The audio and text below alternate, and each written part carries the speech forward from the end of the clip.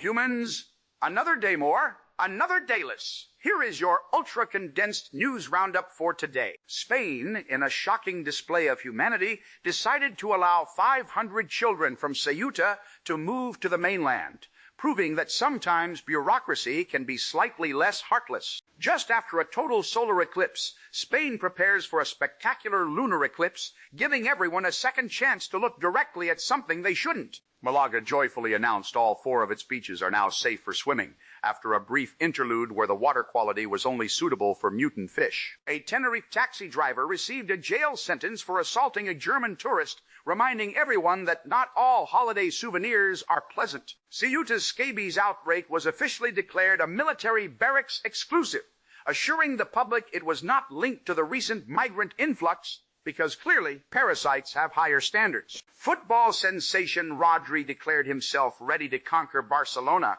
making fans wonder if his contract includes a clause for avoiding the city's current financial woes. Nurses in Ceuta reported their health system is at breaking point due to a triple threat of gastroenteritis, tuberculosis, and scabies, suggesting a new reality TV show in the making. U.S.-Iran talks continue with all the warmth of a desert night, as President Trump helpfully claimed a new waterway territory on a map, perhaps with a crayon. Manhattan prosecutors charged 17 Iranians with hacking, proving that some international relations are now conducted purely through keyboard warfare. Aleppo saw protests over a man's death after alleged security force beating, highlighting that some governments still prefer the old-fashioned method of conflict resolution. A federal judge sided with the Trump administration to revoke temporary protected status for Ethiopian immigrants, ensuring that compassion remains strictly optional. President Trump scaled back U.S.-South Korea military drills, apparently convinced his good relationship with Kim Jong-un is a more effective deterrent than actual training.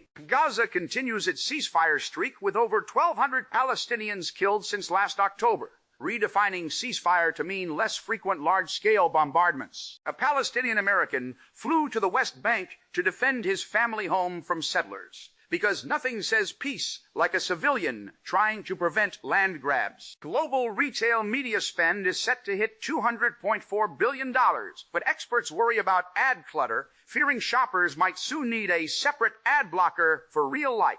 Amazon was fined for selling sweets as Ram Mandir Ayodhya Prasad, proving that even divine offerings require proper authentication in the age of e-commerce. Bobble AI entered insolvency after a hefty default, demonstrating that even artificial intelligence sometimes struggles with real-world financing. Lotte India recalled a Choco Pie batch over preservative levels, prompting a national debate on whether snacks should last forever or just until you eat them. A historian's road trip explored parallels between the Gilded Age and today, confirming that humanity is excellent at repeating its most interesting mistakes. An essay contest winner proposed a UN maritime force for shipping lanes, suggesting that perhaps global trade needs a bouncer to keep things flowing. On August 20, 1968, the Soviet Union and other Warsaw Pact nations invaded Czechoslovakia to crush the Prague Spring liberalization movement, proving that some springs are meant to be crushed. For your culinary delight today, try a rich and flavorful jollof rice,